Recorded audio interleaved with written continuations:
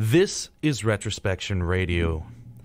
Retrospection Radio Hour. Man, what a great start. I'm already stuttering over myself. So,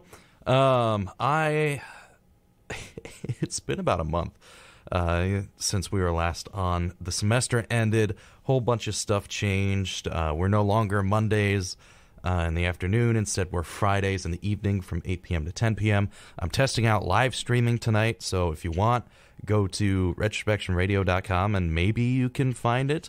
I don't know how it's going to sound or what it's going to look like, if you're even going to be able to hear Nate or anything, but I'm giving it a try. So let's see what happens with that. So welcome to Retrospection Radio Hour.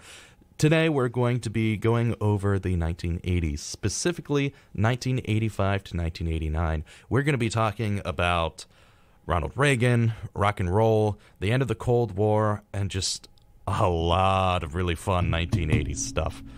It has been, like I said, about a month since we were last on. A lot of changes have happened, but I just want to check up on you, Nate. It's, we've had Christmas, we've had a new year, we've had so much happen. What have you been up to? Well, it all started out. I got COVID. Oh, what a great time. That was fun. Felt a little under the weather one day, and I was like, oh, well, that's not good. And then the next day, I felt worse, and I went out, and that probably wasn't a good idea. And then the next day, I felt even worse. So I was like, I should probably get tested. I came up positive, and that was... and then I proceeded to lose my taste and my smell all at once. Oh, that's fun. And then somehow I got pink eye. Oh. Apparently that's a rare symptom, but I got it somehow. Oh. So, my taste I only lost for like a day or so, maybe 2 days. My smell, it was about a week. I probably would have lost it longer had I not been so angry at the fact that I lost my smell and I proceeded to furiously smell like random things in my house.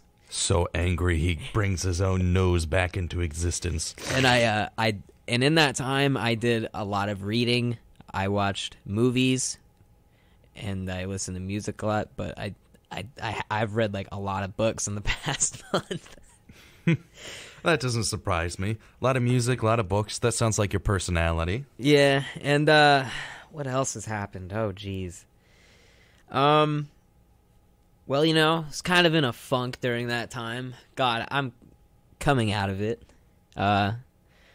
Might have a new job. Might be able to get out of my rat race. Oh, that was the one you worked at with your dad, right? Yeah. Yeah. I might be getting out. I'm working on an application right now for Rhino Staging, and it's like a live production company here in Columbus. So hopefully that works out for me because I really want it. I'm really trying to use my audio engineering certification. Yeah, that'd be nice. I've been getting into editing podcasts recently. I just got a podcast I'm editing that is basically mental health. It's about mental health for disabled people. Led by a person with a disability, and then another one I'm in the works for somebody else. I don't really know anything else about that podcast yet, but here's to the future and good things happening and good jobs coming along to us. Yes. So I have had quite the month. I've done a lot. It's hard for me to get any to say everything I've done, but there's been a lot of work on Retrospection Radio. Got season 5 is being written, season 4 is done editing, and we've changed that up, so now it's going to be season 4 is going to be releasing every 2 weeks, and then we'll have our radio show every week, which will continue to be released at Saturdays at noon. Or you can listen to us live now, Fridays, 8 to 10 p.m. So that's not a really long time to have to wait for anything. So we're testing out the live stream right now. And yeah, okay. And we don't have any sound for Retrospection Radio, so I'm going to have to sit down and figure out. Right now, like on the live stream? No. I'm not going to sit down and figure that out right now, but I am definitely... So there's no sound on the website right now? Yeah. That's pretty awesome. It says we're live, on air, 5 minutes, listeners. You can send your message in, you can call in, we can add in audio effects and music and like some really great stuff, which actually, once we leave Otterbein University, I have a setup in which we would be able to just sit in my apartment and live stream together. That's awesome. So, should be able to do that. However, I was hoping I'd be able to just hook up my laptop to the board right here and it would work, and doesn't seem like it is. It's not happening right now? Nah, it understands that we're live. We actually have an excellent signal strength, and like everything about this is great, except there's no audio for them. might have to be some troubleshooting down the pike. I might have to do that. I might stay afterwards and just go into one of those prods back there and just sit down and plug in my laptop and see if I can figure anything out. Hopefully we'll get it going. Let's hope, But hey, don't panic though. Not planning on it. I'm not too worried about it because we've got everything else set out. I just think it'd be really fun if, we're talking right here and I just say, hey, go to Retrospection Radio, and they can go straight to the website and then start sending us messages live. It's a lot easier. You said they could call in too? Yeah. I mean, technically they can call in from here too, but I don't know if this machine actually works. Like, this looks like it's out of the 2000s. I remember asking about that, like if we could get that phone to work, because that would be like really fun. That's something I'd have to sit down and talk with Hannah about and just say, hey, how do we actually use this like ancient 2003 phone? Like, yeah, we could get all Howard Stern up in here and just like prank call people. I don't think that'd go over well on a college radio station. No, not edgy enough. Not in Otterbein. Yeah, that's what I was thinking. All right, well, we're gonna go ahead and get into it. I'm excited for this. 1980 to 1984 is a very huge grossing episode, or at least compared to our normal stuff. It is? Yeah. People like the 80s. What can I say? That is true. It's like, I feel like in different time periods, there's like whatever happened like 20 or 30 years prior to the current time at that time. Yeah, it kind of becomes the nostalgia. Becomes popular. It's like in the 70s, like everyone was like, yeah, the 50s, American Graffiti, Happy Days, and then the 80s. I don't know if there was 60s stuff in the 80s. I guess you could say with like the neon, like day glow stuff. I'm not sure. Eesh. There is there's probably some hippie stuff that leaked into the 80s, the 60s stuff. I don't know, though. But then, like, what was it in the 2000s? Like, the 2010s, it was like the 90s. People were really into the 90s, and now everyone's into the 80s. Yeah. Because it was like, there was a time where people were just like, you're a 90s kids if you remember this. And it's like an Etch-a-Sketch, which is like, yeah, that's not from the 90s. From like 1920. Every generation grew up with one of those. Everybody had an Etch-a-Sketch. Congratulations, you are not special. For real. I know, so it's like, you 90s kids are dumb. Some of them are like, I'm sorry, 90s wow, kids. Just alienating a whole bunch of our audience right there. Man, sorry. I hate 90s kids. I don't hate all 90s kids. I don't like the mindset of just like, I don't like the what's the word? The elitism of it. It's weird. It's like you literally cannot control when you were born. Like, that's something you just do not have any control over. Yeah, it's one of those things, like, specifically with the 90s kids, but I'm sure it's other people too, where it's just kind of like, well, you wouldn't understand what it's like to grow up in the 90s. And you're like, well, you wouldn't understand what it's like to grow up in the 2000s. And they just get angry and they're like, Nobody knows. I lived in the 2000s. Yeah, but you were like 20 years old by that point. And you were already grown up. That's right. And some of these people are real fakers, I'll tell you what. There's these people that are like, I was born in like 1995 through like 99. I'm a 90s kid. It's like, no, you weren't. If you're born in 1999, you don't even remember the 90s. The 90s came and went, just passed you right by. Yeah, I'm a 99 kid. I made that joke a few times. I've heard people try to pull that. It's like, I'm a 90s kid. It's like, no, you're not. You're a 2000s kid. Join the club with me. I'm proud of it. You know, I'm born in 2000. You know, I'll admit it. I'm a Y2K baby. I was born 3 months after the world was supposed to end. I see that as a badge of honor. Or a bad thing. I think it's a good thing. The world didn't end so that I could be born. That's right. That's the whole reason. And that's actually why we got to 2012. Because when the world was supposed to end in 2012, they were just kind of like, well, you know, Nate's still around. We'll just I can't believe that the world was supposed to end 9 years ago. Yeah, well, like I remember it came up. I remember it's 2022. Well, no, that's not. Well, yeah, but it's not December 21st yet. Well, okay, touche. But it's 9 years as of right now. But I still can't believe that. I remember, like it was like in my Snapchat memories. It was like from like high school or something. It's like, wow, the world was supposed to end 4 years ago today, and I'm like, wow, it's 5 years later. I'm like, oh no! I'm like, wow, the world was supposed to end 9 years ago. I remember I stayed up till midnight until like I stood out on my porch and like I looked around and I was like, come on. I was like, are you kidding me? I walked around all day with the sword because I wanted a zombie apocalypse to happen so I could use the sword.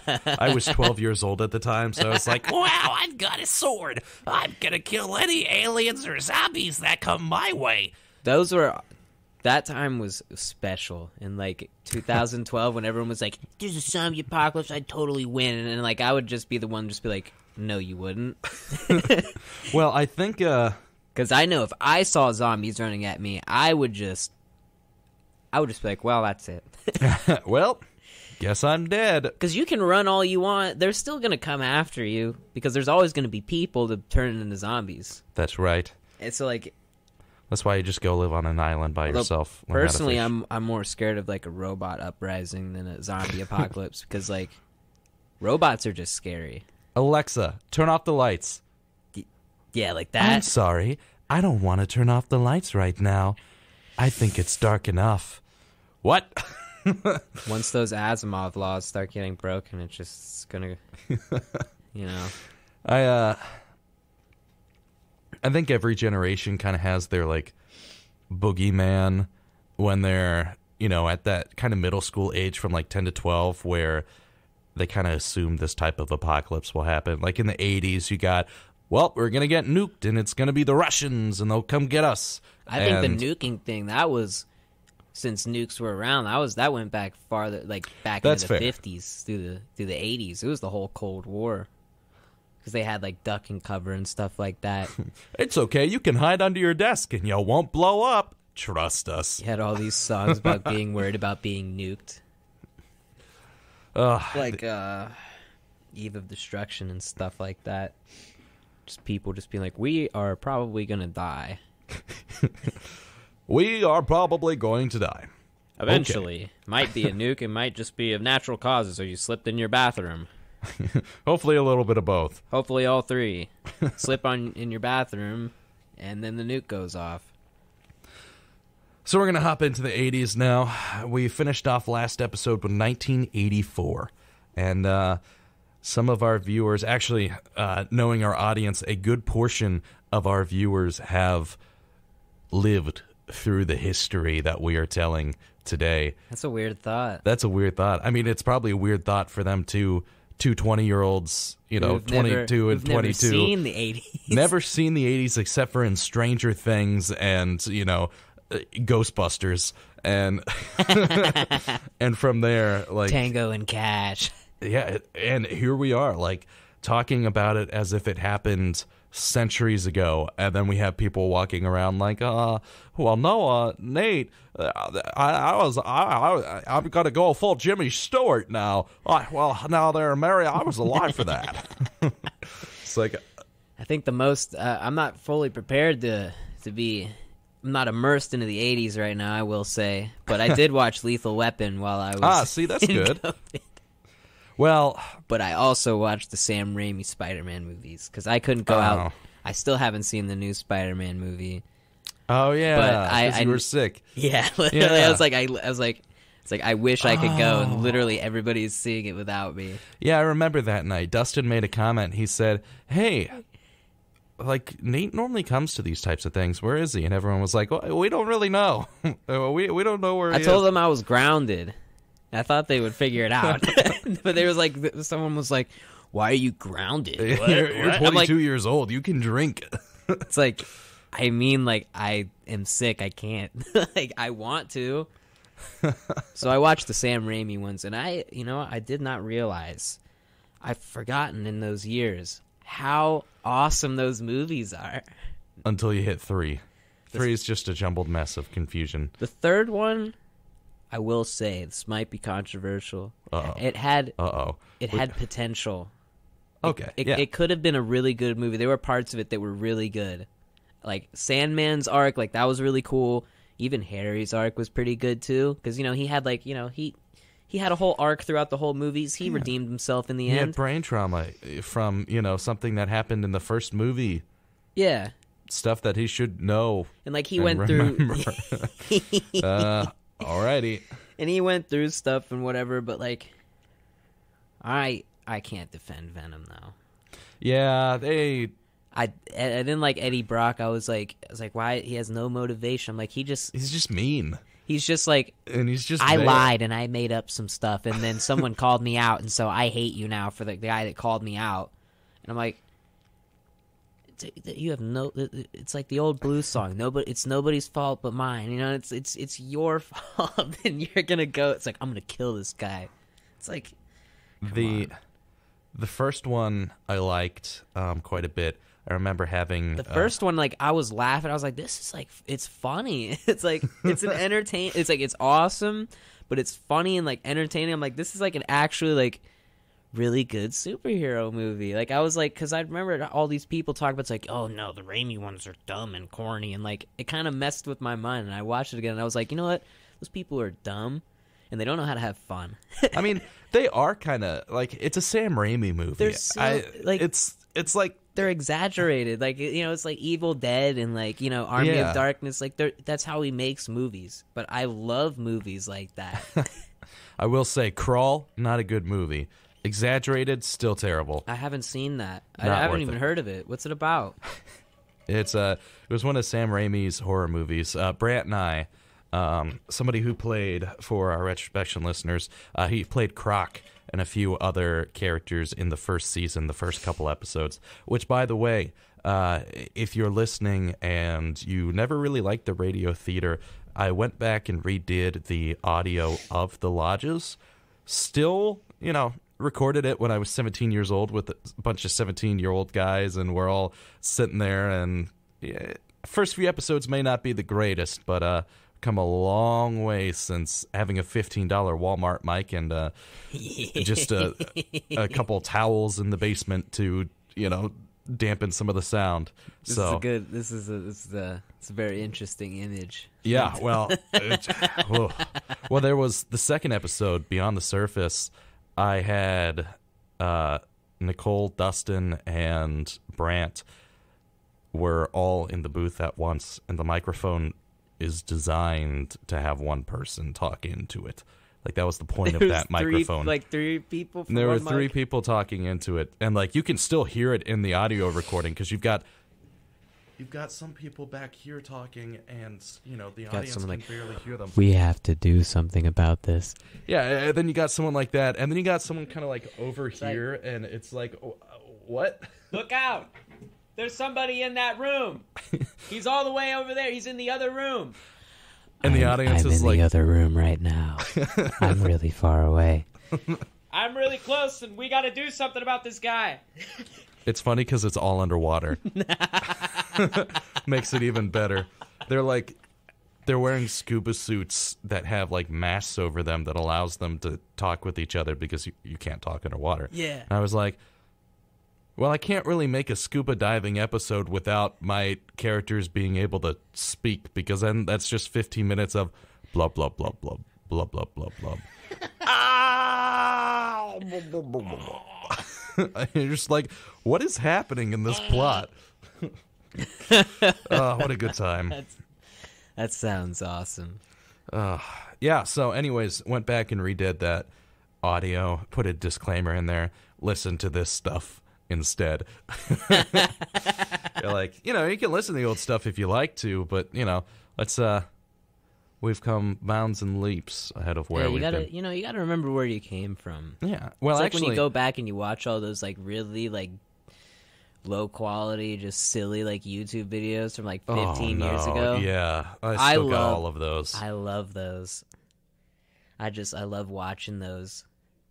Like, especially, like, ones that, like, they'll show up, like, in my recommended, and I haven't seen these videos literally in, like, over a decade, and then I see them, and I'm like, I remember that video.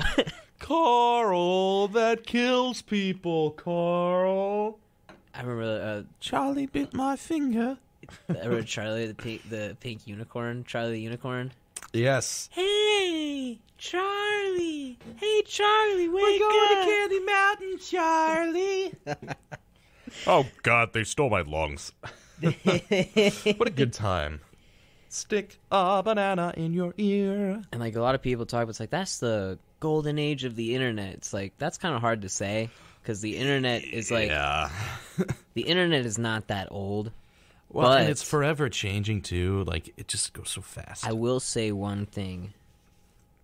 It was a good time to be a content creator at that time in YouTube, because, like, it was all about just, like, you didn't have Jimmy Fallon, you didn't have Jimmy Kimmel, you didn't have all those Jimmys and Jameses coming in with their freaking talk shows saying the same stuff and making the same jokes that they're all making together, because they probably sit together in a room. It's like, what jokes are we going to make today? Okay, your joke's going to be slightly different, but we're all going to say the same thing.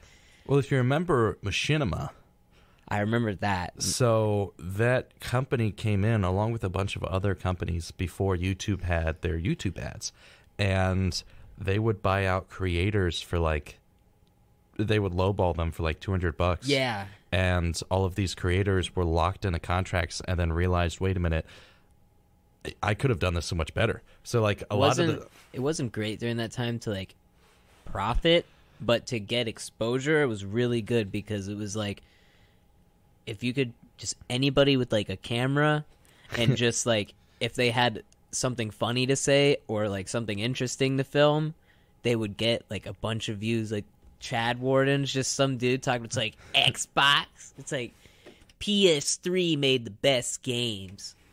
It's like, oh, this stuff is stupid. Halo. Like, it's just someone obviously just trolling, like, but he got so famous and he got like so many views. I mean, he's not famous now, but like, it's just he was just more than 10 years ago. He was just some kid with a camera talking crap about Xbox and the Wii and stuff, and he blew up because everyone thought he was serious. He's like, screw this guy, dude. Like when they had like reply videos, it's like, Chad Warden sucks. He's a jerk and he doesn't know what he's talking about. It's like this kid's joking. You can see him like laughing while he's trying not to laugh. That was super interesting to It's a special time. Yeah, like I've gone back and I was going to say my laptop just got so much darker. I've gone back and I've studied some of the history of YouTube, and honestly, I'd love to do an episode. I want to do, Russia, but I'd love to do an episode just over the history of the internet itself, because YouTube, you had 2007 to like 2009 or 10 where those types of videos were super prevalent. You just, had a 380p camera, or you're using your flip phone and you're posting it to YouTube from there, and it's just really bad quality. And then people like Jimmy Kimmel or any of them who would put out these really nice these really nice standard def videos onto YouTube, they would get downvoted and like, you know, uber hate for it because that wasn't what the platform was about. It was about the average guy being able to post. And now it's flipped the other way around. Like, I remember, like, for so long, it was, like, YouTube, and then there was, like, broadcast yourself under the logo. Yeah. And they took it out. And, like, I didn't realize it until, like, I heard someone say, like, yeah, they removed that. And I was like, what? I was like, I don't want you to broadcast yourself. It's like, I used to love that. I was like, it's like, that's awesome. I was like, that's, you know, it's special. Like, I remember, like, I remember my cousin, like, posted some random video. Like, it wasn't even, like, anything. It was just some, like, video of them at, like, the fair. Just like, oh, ooh, you know, whatever kind of video. Oh. It's like, I'm at the fair. Ooh, hey. And it's like, and I was like, it's like, you're on YouTube? What? Oh, man. But now it's just, like, it's just terrible. It's like, if you're not, it's like, you're not going to make the front page unless you're, like, a show. And it's like, ooh, check out this clip of Jimmy Fallon being funny. And he's like, hey, what's up? I'm Jimmy Fallon. And he's just laughing at nothing again. He's laughing at his own jokes. I will say, that's one thing that, I mean, once again, proving the point, I want to do a history of YouTube or the internet or something, because there was a certain point where production quality started going up and up and up and up, and now even YouTubers like PewDiePie or Call Me Kevin or like any of those gaming people, you basically need to have a really nice camera, great microphone, great lighting, all of that, and super amazing editing to make it feel like it's professional. Yeah. And like, you need to learn all of these skills just to make it. It's a little bit ridiculous nowadays. Like, even if, like, you're doing, like, and all these people, they do, like, video essays, which some of them are really cool. Like, there's one channel that I watch a lot called, like, Polyphonic, and they just talk about, like, all these, like, they talk about music, but, like, you know, it's really good, like, graphic design and all this stuff going on in his videos. I'm like, it's really visually appealing, and it's, like, actually, like, really interesting, the stuff that the dude talks about. But, like, then there's a bunch of other people that try to do the same thing. Like, where they're just like, oh, here's an artist, and I'm going to talk about him. It's like, and they just state a bunch of obvious stuff, and they try to, like, put, like, flashy stuff. It's like, I see what you're doing. It looks okay to the untrained eye. And I'm not saying I have any experience in that stuff, because I don't. I was about to say, says the audio engineer. And I don't claim to. But I can tell, like, when you act, like, when someone... I've watched enough of them to know when someone's actually really good at it and when someone is trying to be good at it. And it's really, really noticeable. Well, and that's just what's so unfortunate about YouTube nowadays, is because, like, those people who are trying to be good at it probably just don't have those skills, but they still might have good content to put out. It's just that some of it's good, but some of it is just they're just stating obvious facts, like they're reading off of Wikipedia. This person is this musician. See, Paul McCartney was a musician, and he was in the Beatles, and he made music too, and he played instruments that made music. He sang on occasion, and music is vibrations in the air that reach the ear. And the brain turns it into what you hear. And the vibrations were made by Paul McCartney as he was around making music. It's like this and is how vibrations. It's like yes, I know. So anyway, the 80s. Yeah, Gorbachev. Well, actually, let's end with 1984 again, real quick. 1984 saw the Soviet Union pulling out of the Olympics, saying we don't like this. And once again, I mean, it's the Russians. They always do this. They're protesting the Olympics. We had a few hearings. We got a new task force. We had something else that happened in 84 that was kind of interesting, but I don't entirely... Oh, yeah, Reagan's reelected. I don't know how I kind of forgot that one. So, yeah, that's 1984, Reagan reelected. And that's kind of how we end the year. Well, there's a famine relief concert of Epic. That's 1985. I'm wrong. Sorry. So 1985 is a year which we saw a bunch of change to the global scale. So we had a whole bunch of... I'm sorry. There's no water left in there. I tried to drink it and the ice clinked everywhere. I was gonna say I heard the clinking and I'm like, mute. I tried to be sneaky about it. I couldn't. Well, it's like, yeah. So next time I'll just have to take like 5 steps away. You just like walk to the corner of the room and just huddle over it, make sure you're, I'm gonna try that. Yes. So political events in the year 1985. We have Soviet leader Gorbachev and U.S. President, just re-elected U.S. President Ronald Reagan meet for the first time at the Geneva Summit of 1985 to discuss disarmament and diplomatic relations. The first hole in the ozone layer was detected near the Antarctic region by scientists Farman, Gardner, and Shanklin of the British Antarctic Survey. The Titanic wreckage was discovered and filmed. I can still hear them. It doesn't matter what you do. I can hear that. There's nothing left anyway. I don't know why I'm messing with it. Licking the ice. No, I'm trying to drink the water that's like left. I can't drink it through the straw anymore. I see. And it's gone. It's just ice now. I'm gonna put it away from me so I can't touch it. So there's some other things that happened in '85. A lot of it is just really boring commissions and securities acts and all of that. But you said they found the Titanic? Yes, that's a lot more interesting. Now that's cool. They found and filmed the Titanic. And it took them 70 years. Yeah. Jeez. They knew where it was. It was just a matter of getting down there because we needed to improve our marine equipment. Yeah, it's a lot of high pressures down there. Yeah. And the fact that we got to film it, like, wow. That is special. It's Titanic is such like a historical event. Everything about it is so historical, from the amount of people who died to like the Titanic itself and how amazing and giant of a ship it was, to how funny it blew up and like the reason that it sank. They said it was unsinkable. Exactly. And like getting to filming it underwater is so, like, it just looks so gorgeous underwater. It looks really ominous too, because the back of your mind, it's like that's a boat and it's not supposed to be there. Not even just that, you kind of know how many people died. Yeah, that because too. of that. And it's like, there was a time in my life where I just had like a huge fascination with the Titanic and I just wanted to learn everything about it. So I have like random bits of knowledge that are just like scattered about. Sometimes they come up, sometimes they stay buried.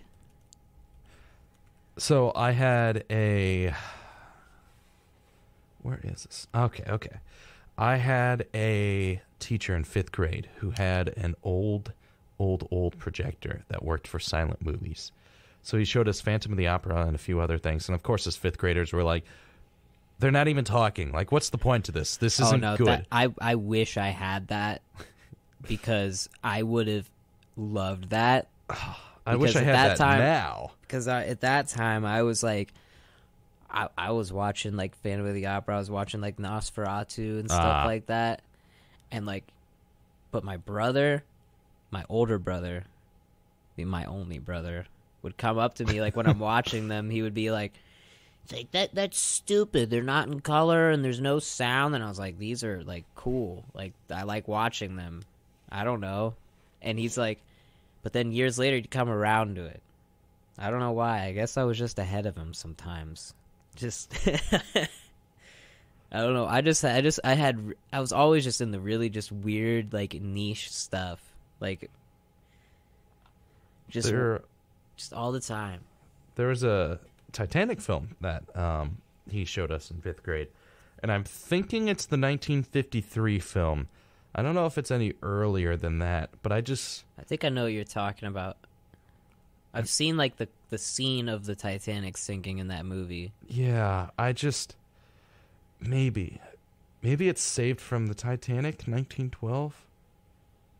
No, that's 10 minutes. I don't know. It was something. And I feel awful. Still to this day. The film had a point where just a whole bunch of people were jumping off the edge. And all my friends and I were laughing because it was all sped up because of, the way it was filmed back then. It was at different frames per second, and with the way that we play it back. It hand crank. Exactly. The way that we play it back, it makes it weird. So my friends and I were all laughing because it was just like fast motion. Everyone's just jumping off. That's pretty funny. We're all sitting there laughing.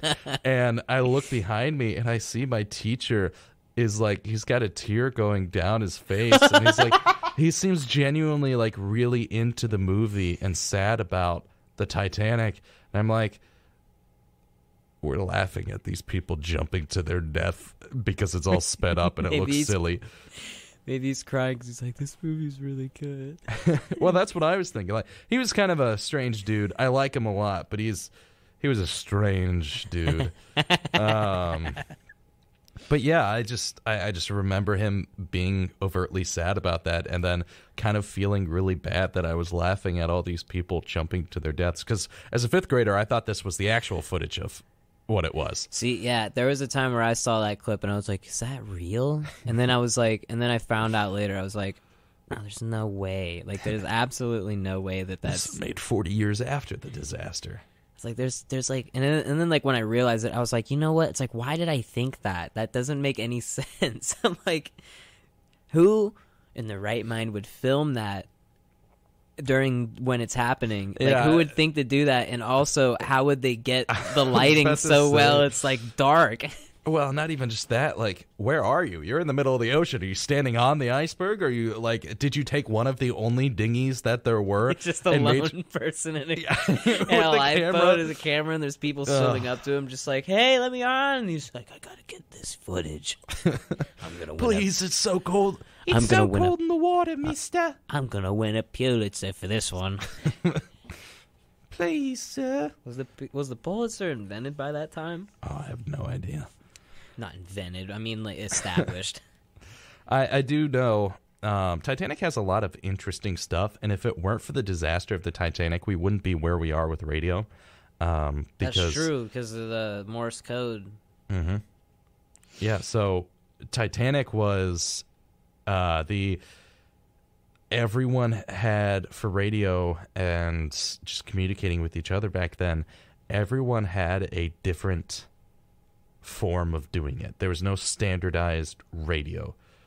Or like now you've got FM, AM, but there was no standardization. So if you're paying for your radio service through Alexander Graham Bell or somebody like that, then you're not going to be able to talk with other people.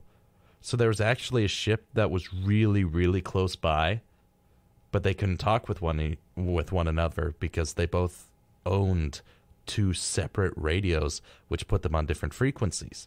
So that way they couldn't communicate with each other. And from that point on, radio was forever changed because people need to be able to communicate with each other.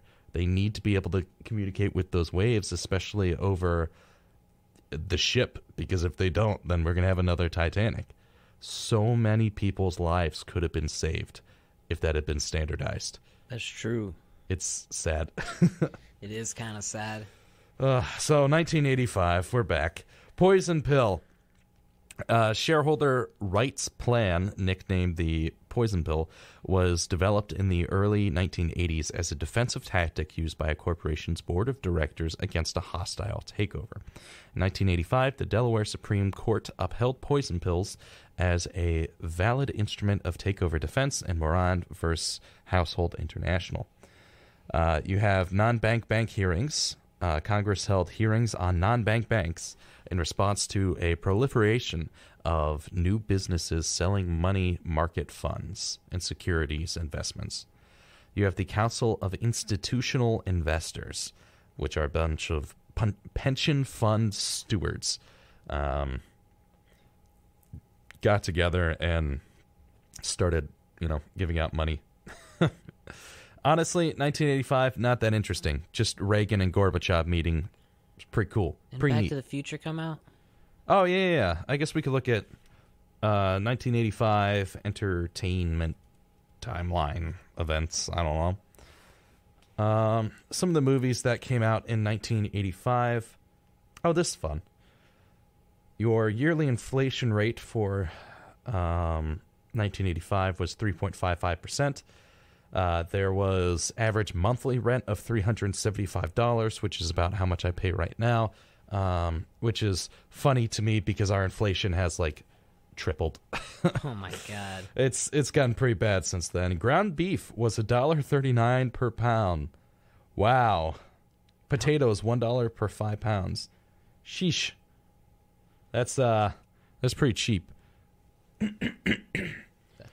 So we've got Live Aid concerts. Oh yes, Live Aid. Yeah. That's held over the course of 1985.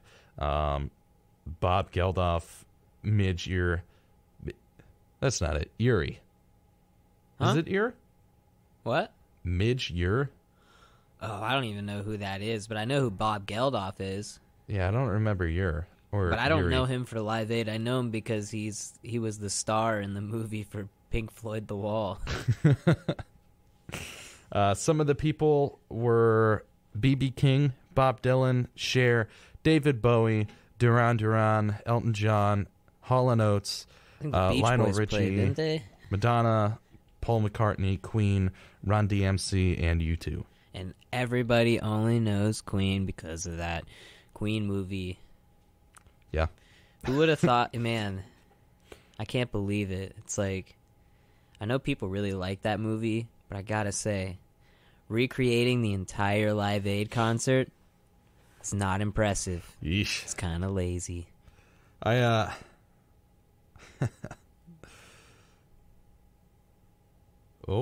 I'm just checking real quick. We're getting tweets. We're getting tweets? Nothing about what's happening right now. I thought I was going to get bullied for that. Yeah, I was thinking you're going to get bullied too. For my hot take. So in April of 1985, one of the worst marketing blunders in history happened. Oh, lay it on me. New Coke. Coca-Cola introduced New Coke. Max Headroom. At the time, Coca-Cola was a 99-year-old company looking for a way to update itself and stay cool with the kids. So they chose to do so by changing the original formula of their iconic soft drink. They created a sweeter version, and people liked it in the taste tests, but a majority of the fans didn't like it. They protested the decision in an overwhelmingly negative response, and within 3 months, Coca-Cola announced it would return to the old formula and tried to rebrand the drink as Coca-Cola Classic. And New Coke does not exist. Got rid of that one. I want to try it. I'm not going to lie. Like, I kind of want to try it. I mean, if it's a lot sweeter, I can only imagine. Coke's already got a bunch of sugar in it. I just want to A-B them just to see how much different it was. Because I like to think that people just got mad because of the name. I think, yeah.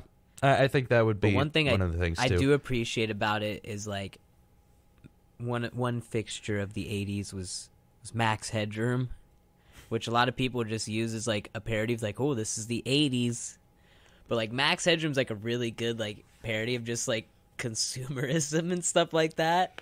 And just whatever. And, like, the whole idea of him, like, advertising New Coke was, like, a joke in and of itself. Because, like, it's just so self-aware. It's like, yeah, this is New Coke. It's awesome. Ugh.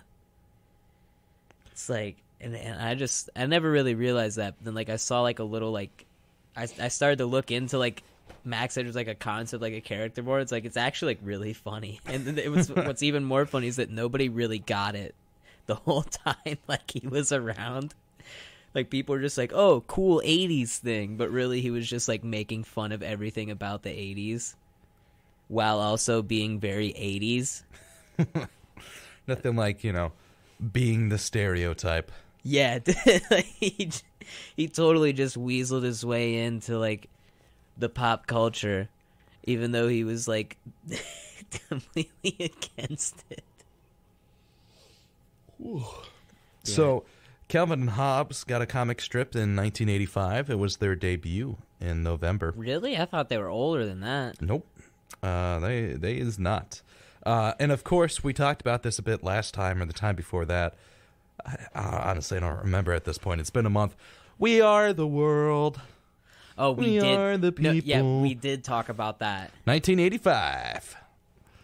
Yeesh. Oh, my God. Michael Jackson buys ATV Music in every Beatles song for $47 million. Do you know the story about that, though? I do not, no. So what happened was, so first Paul McCartney was on, he collaborated with Michael Jackson with 2 songs. He was on The Girl Is Mine, which is on Thriller. Yep. And he was on one of Paul's songs, which is called Say, Say, Say. And out of those 2 songs, in my opinion, Say, Say, Say is a much better song. I agree with that, too. But at one point, while they were, collaborating, Paul was talking about how he got the rights, the catalog to, Buddy Holly and stuff like that. And he's like, one way to make money as an artist is you buy catalogs of people's catalogs and stuff, the rights and stuff, so you can make, you can make money off of it when they're sold. Mm-hmm. And then Michael Jackson says, well, I'm going to buy you. And he's like, what? And he's like, I'm going to buy all the Beatles stuff. And he was like, well, now wait a minute. Well, no, hold on. We're not dead yet. Buddy Holly's dead. You can do that to Buddy Holly, but not us. We're not dead. And he did it. And it's like, and I don't even think, Paul still doesn't really own the rights to that stuff. I don't know who does. I think it's I want to say it's Universal, but I honestly don't know.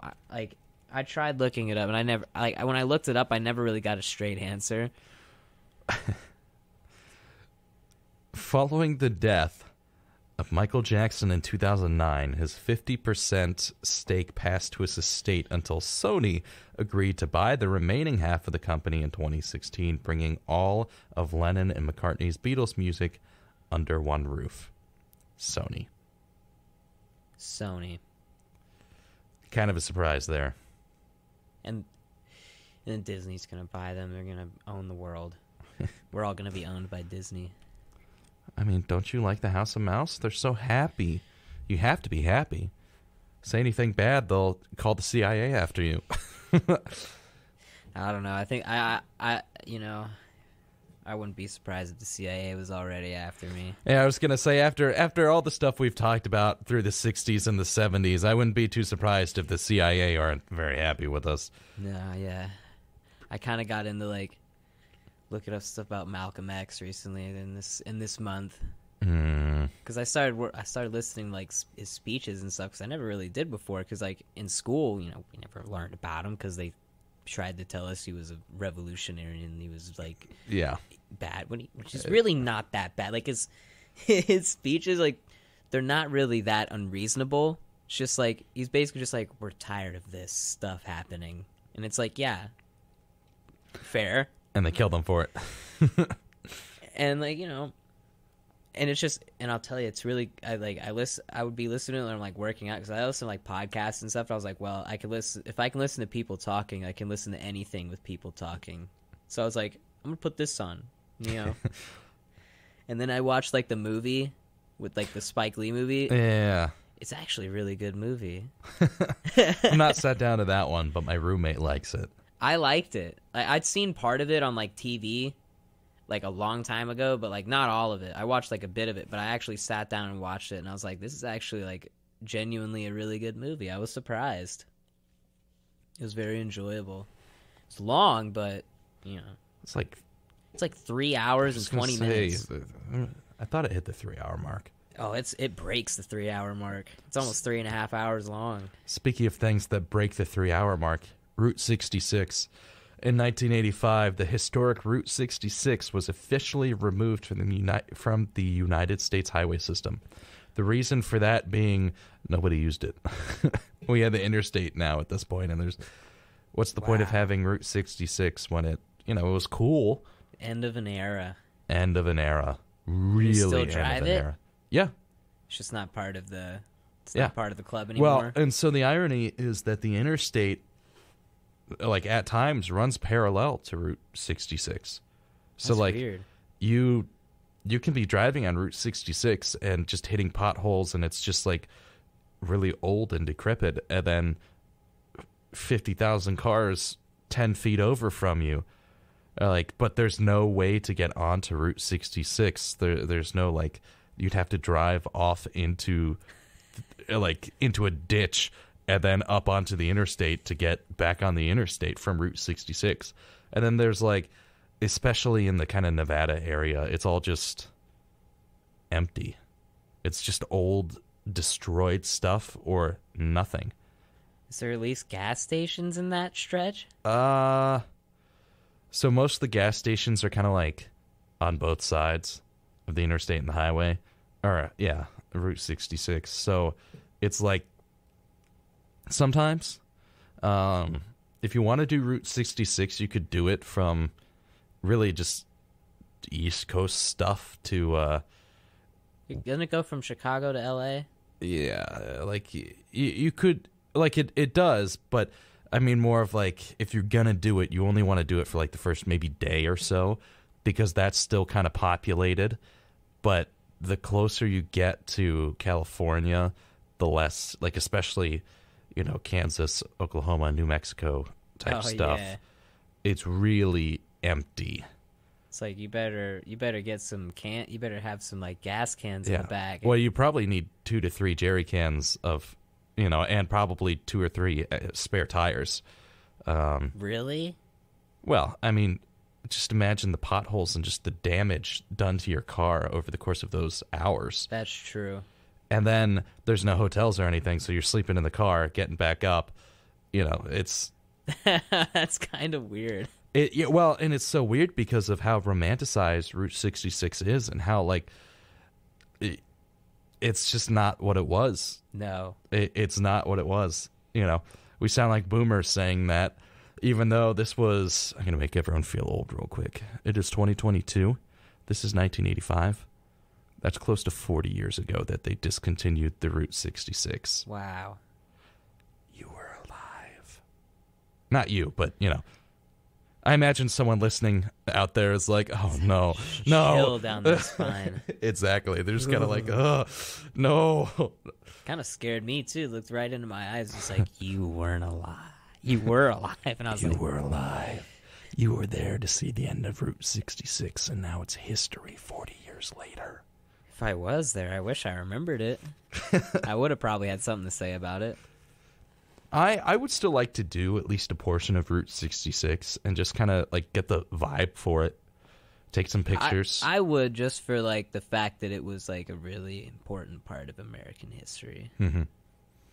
And then people forgot it existed. No, it's because of the interstate. Pops into my head every now and then. The NES is released in Japan, 1983, and then it's released in America, 85, but distributed in 86. The phoenix that rose from the ashes of the great video game crash of the early 80s. Yes. What a fun topic that was last time. Michael Jordan, in May of 1985, legendary basketball player Michael Jordan was given the NBA's Rookie of the Year during his inaugural season. He was drafted by the Chicago Bulls in 1984 and played very well in his first season, becoming one of the fan favorite players. Michael Jordan. There are some just like quick offshoot stuff. Mexico City had an earthquake. There's rioting in the UK. What about? Oh, it's the British. It was housing estates in Brixton, London, and Liverpool. Huh. Yeah, it sounds a lot more interesting to say rioting in the UK than rioting because of housing estates. You mean? Oh wait, you talking about those like crazy housing projects they made in like the 60s or the 50s? I forget what they were, but they're those weird buildings in like Clockwork Orange. You know what I'm talking about? Like the really weird looking housing projects. I've not seen Clockwork Orange. Really? I know. It's something that is so up my alley, and I haven't seen it. I don't know what other places to describe them at, but I think they were designed, I want to say, like during the Cold War, and they were like really weird and like angular, futuristic looking buildings, but then they became like really decrepit and like basically slums really quickly. And it was just really crazy, and they're just like really scary to look at because they're just so like, what's the word? Just looks like they look so dystopian. It's just I don't know if you're talking about like those I don't know housing establishments. I don't know what the houses look like. They're not really so much houses as they are like giant apartment blocks. Here's another quick one. Everything else is kind of eh. You know, there's some fun stuff in here. We get a hijacked plane and stuff. Stonehenge. 500 hippie travelers clashed with police on June 1st, 1985 on their way to the ancient stone circle of Stonehenge. Don't ask why. They were hippies. They deserve to be arrested on sight anyways. Stonehenge. To be honest, if I'm a hippie, I don't think Stonehenge would be one of the first places I'd want to go. I'd want to go to Stonehenge. Just because of the, like, you know, it's just so old. And it's just like it's been around for so long and we don't really fully understand what it is. And I feel like just kind of seeing there and like seeing it in person and like being there would just kind of be like, it's like, wow, it's like, it's kind of special. I can't really, it's like something like, I feel like it would just be like bring like an intangible feeling. It's just like, this is something that's so far removed from our time that we just do not get it. I'm just thinking of just hippies saying exactly what you said except hi, and they're just walking around the circle and the police are like, please stop. Like, stop with this existential stuff. You're smoking weed walking around a circle of stones. Stop. I kind of had this... like, aliens, man, aliens. I wouldn't think it's aliens, though. I think aliens would do a lot cooler stuff than put rocks up. Yeah, that's right. They decided to make the pyramids instead. I mean, I don't know. I've kind of had that same feeling of just, like, the historical weight when I went to I was in Chillicothe and I went to like the Mound City group. It's like a bunch of like, you know, Native American earthworks and stuff. Yeah. And it was just like it was a weird energy when I was there. I was like, this is just something that's like really just kind of like, I don't know. It was a weird feeling being there because it was just like it's like this is so old and we have no way of knowing what it was for, because all the people who knew what it was for, we kind of like killed them and made them leave. So like there's no way of knowing, and it's like it's kind of sad, but it's also like it's still here. It's like really eerie to me. It is eerie. It's the same feeling, but it's also just kind of like, wow, this is like kind of special because like this could have just easily been bulldozed. Because there's a prison that's right next to it. Mm-hmm. So it's just like, this could have easily just been part of the prison. But it's still here. Maybe it is. Maybe we still bury people in those mounds. Although they did build military barracks over it when they were training like soldiers in World War I. Yeah. And they had to like restore it. And there's like some parts where it's like, yeah, some of the mounds are like missing because they were destroyed. And I'm like, well, that's kind of sad. That sounds like America. Yep, ain't that America? So we're going to hop off onto 1986, which may be the worst year of the 1980s. And I mean, the 70s were really bad, but it's like all of the 70s in a singular year. Lay it on me. First off, we start off with probably the scariest event, Hands Across America. What's that? 7 million Americans participated in... What's that? Oh, you just made the audience feel so old. In participating in a fundraising event on Sunday, May 25th, to help the poor and the homeless. Participants held hands to form continuous chains, and the longest one was 4,152 miles. $34 million were raised from the event, and they were directed to local charities. So it's a really good thing that happened. Yeah, that's cool. Yeah, and then the Challenger blew up. Help the homeless, kill the people who are supposed to teach the homeless. You know, like yeah.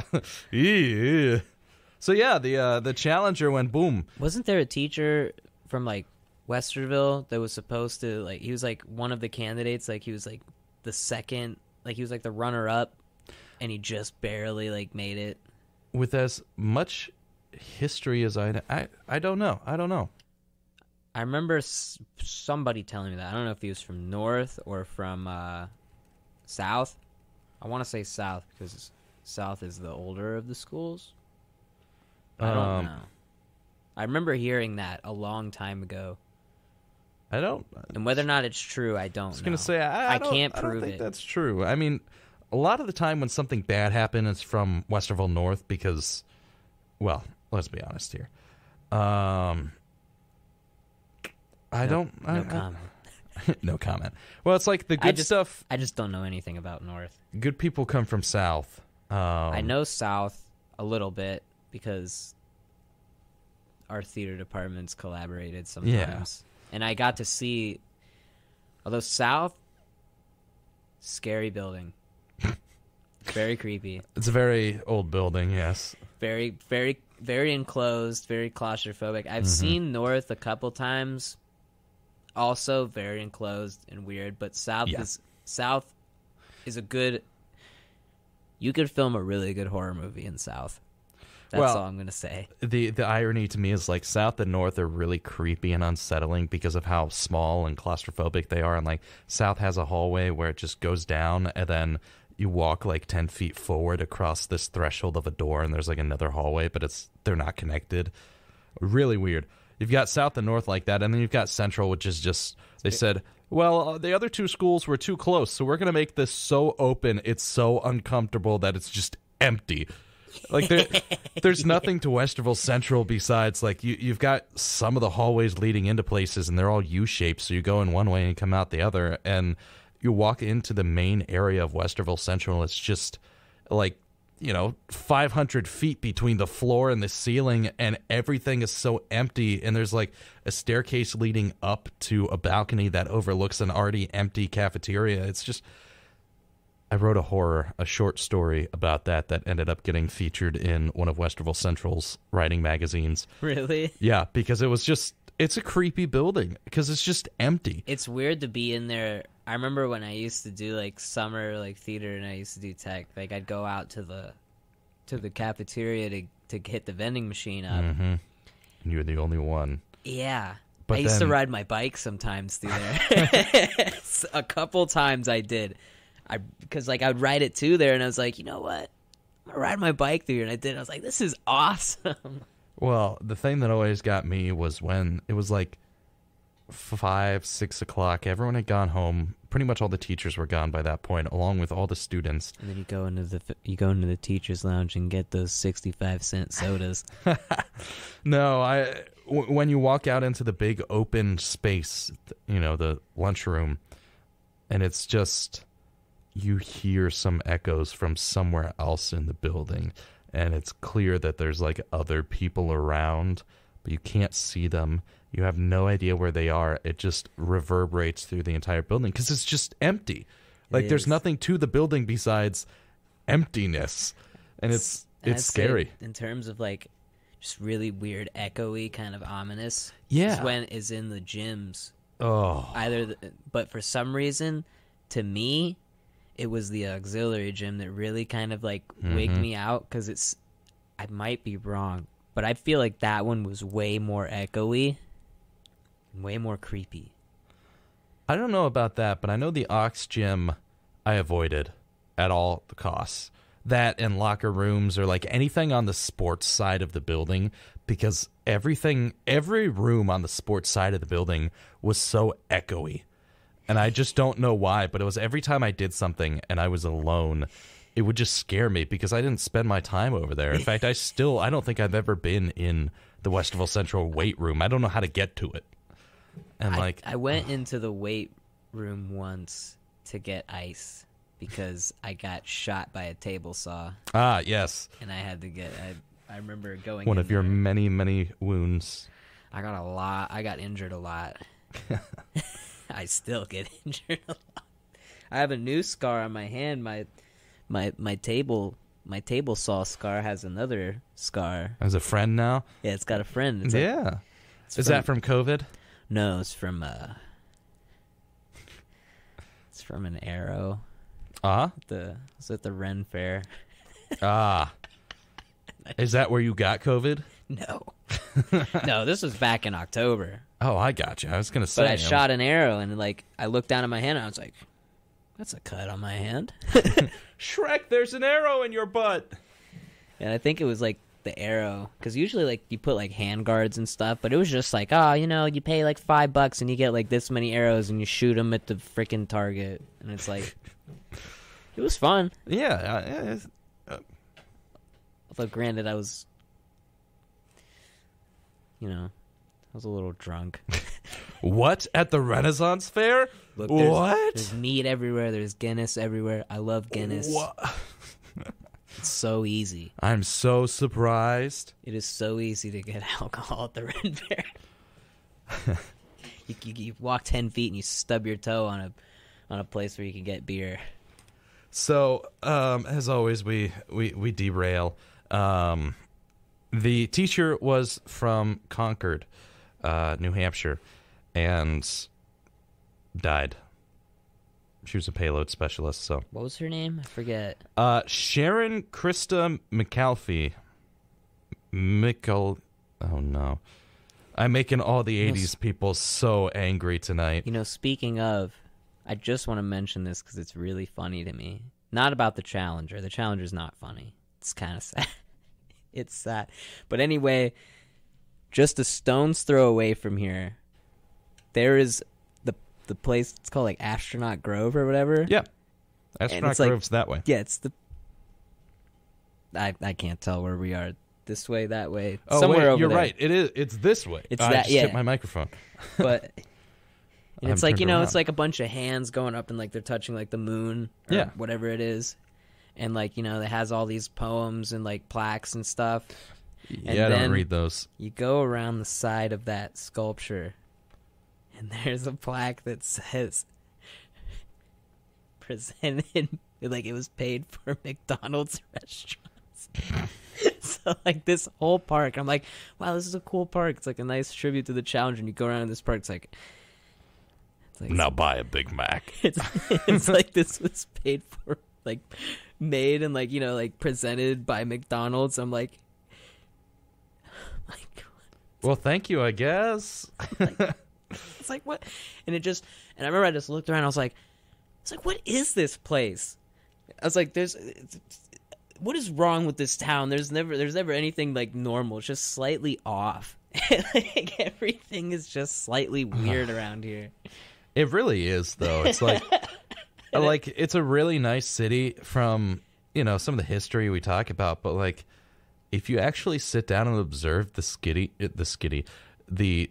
there's just like, you know, especially I used to bike around all the different parks, and occasionally you just come across things that make you go, I feel uncomfortable. Like, yeah, there's one place. It's over off like the end of Tussock, and it's called like Oxbow Road, and it goes off to like a fishing area. It's all paved up now, but it used to be just all gravel and stuff. But if you go to the woods at the very end of that, where the boat launch is and stuff, there's like weird things. There's like weird debris out in the water. Like when the water's low enough, you see like these concrete slabs and like bricks come up, and like there's these concrete stone like brick pillars that lead into the woods. And like one time I was just exploring around there, and I found like weird debris, like really old bottles and pieces of like fan blades, like ceiling fan blades. I'm like, was there a house out here or something? It's just really weird stuff. And it's just like, I find all this weird old stuff around here. I'm like, I don't know what this is or why. The history in Westerville is very strange. So the next fun thing after Challenger go boom boom, we have another thing go boom boom. Perhaps another thing? Yeah, another thing went boom boom. What was it? Well, you know how Russia and the Ukraine love each other so much, and Ukraine is definitely not a part of Russia. Wink, wink. Yeah. Yeah, Chernobyl go boom boom. Oh, yeah. Yeah, so that was still a part of the Soviet Union. It went boom boom in April of 1986, which, you know. That's a really weird thing to think about, that just like wiped out. Like there's whole cities like around there that are just abandoned because of that. Yep. And you still can't go to. Radiation and radioactive material was released into the local environment, and we did not get the Fallout games. Instead, we got dead people. Yeah, we got dead people, birth defects, and I think giant wolves. I think they have like wolves around there that are like slightly bigger than normal wolves, like mutated wolves. Oh god, that sounds awful. But the exclusion zone, like they've extended it, like it goes way farther out than the actual radiation does, and I think it's solely for the fact that to just make it a nature preserve. Because honestly, when you think about it, it's like the greatest nature preserve ever. Because humans cannot go there. That's fair. We can't ever do anything about it. They still go there anyway, because you have all these people on YouTube. It's like, we're going to go to Pripyat, and we're going to go around. It's like, that's cool and all, but I do not want to get radiation poisoning, so you're not going to catch me there unless I'm, like, in a full, like, protective gear. Like, I'm not going to mess around in there. Not if I have a risk of, like, growing a third arm. I already have 2. No, you won't get a third arm. You'll just get cancer. Yeah. Arguably better or worse. Depends how you look at it. Well, if I get cancer, can I turn into Deadpool and, like, never die? Bad news for you. Deadpool's not real. What if you want to insert there that crushes your hopes? And I wish I could. That'd be... no, it'd actually be terrible. I wouldn't want to be Deadpool, no. No, you'd have to be insane. So some of the contaminated dust went up into the atmosphere and hit parts of Europe, like Sweden and Finland. Yeah. Eventually, cleanup workers were able to contain the nuclear disaster by putting a concrete sarcophagus over the damaged reactor. And then they had to make another one. Yep. It was still considered to be unstable. During the late 1990s and mid-2000s, Europe and Ukraine worked together to create an even more permanent and stable cover to contain the radiation. The radiation went out the Soviet Union evacuated 18 miles in a circle around the plant. I can't imagine. Yeah, so boom, boom. A lot of dead people. Hey, even greater news about dead people. Oprah Winfrey.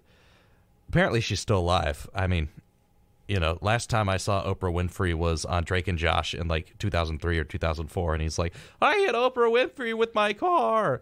I often forget about her. Yeah, well, remember she was like, there was a time where she was everywhere. Exactly, and now she's just kind of like, she's got her show and just... She still has it. She has a show still? I thought she ended that show a long time ago, the Oprah Winfrey show. Oh my god. 'Cause I remember it was a big thing. It's like, oh my god, Oprah's like, this is the last season of her show. And I was like, oh my gosh, I'm a little kid and I don't really care. Yeah, I will say I don't really care I just want to watch cartoons. Oh, I guess it was 2011. That was 11 years ago. Wow. Oprah Winfrey. We'll just Google her real quick and see if there's anything. Oprah.com. I knew she had that type of stuff. So what was going on with Oprah in the 80s? So it debuts in September of 1986 and has a huge success. Oprah Winfrey gets signed on with a syndication deal. Her show would eventually become the highest-rated talk show in the U.S. and aired for 25 seasons, winning over 45 Daytime Emmy Awards. And using her show as a platform, Oprah became an influential figure in pop culture and is now ranked as one of the wealthiest and most powerful African-American women in the country, and women in the country. And the Oprah Winfrey Show made over 4,500 episodes before it ended in 2011. Pretty neat. 4,500? Yeah. I mean, to be fair, you've got... what? Yeah, 20-plus years of content, like 25 years of content. That's a lot of lore to catch up on. I don't know why I got confused there. It's 25 seasons, like, yeah. And it's not like it's hard. It's a talk show. So it's like, it's not like it has the production value of an actual TV show where you have to hide the actors and all that. It's simply sit down, make sure that you pay your audience members like $25 to show up and applaud, and then find some random kid off the street and throw them on your talk show and make them feel important. Like, I'm sure Oprah did a bit more than that. I never actually watched her show, But that's pretty much what modern day talk shows are anyways. She had famous people on there. She did have famous people on there. I know that. Tom Cruise was on there one time. Yuck. I believe... I don't know how many times Prince was on there. Prince was on there one... I know he was on there in the 90s, because it was around the time where he was married, and they had a... Well, never mind. That's not till the 90s. I can't talk about that. Halley's Comet, 1986. Some space probes flew by Halley's Comet, which is 1986 was the closest it's ever approached to Earth. Hands Across America, Phantom of the Opera. The Andrew Lloyd Webber show is debuted and super popular. I've got a bone to pick with Phantom of the Opera. Uh-oh. So, what year did that come out? 86. 86. So about 15 years prior, in 1971, there was a little band from England called Pink Floyd. Haven't heard of those guys. And they had a song called Echoes. And there's a part in the middle of that song. It's a big 23-minute epic. It's a great song though. It's awesome. Listen to 23 minutes of Pink Floyd. I've listened to longer things, but anyway.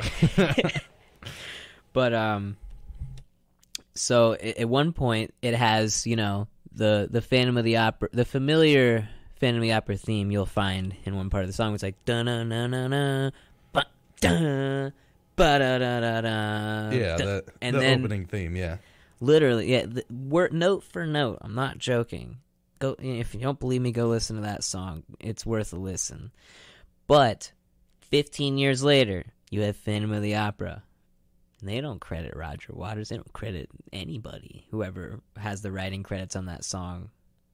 And Roger Waters he referred to Andrew Lloyd Webber. Well, this isn't radio friendly, but so I'm going to censor myself. He calls him Andrew Lloyd effing Webber.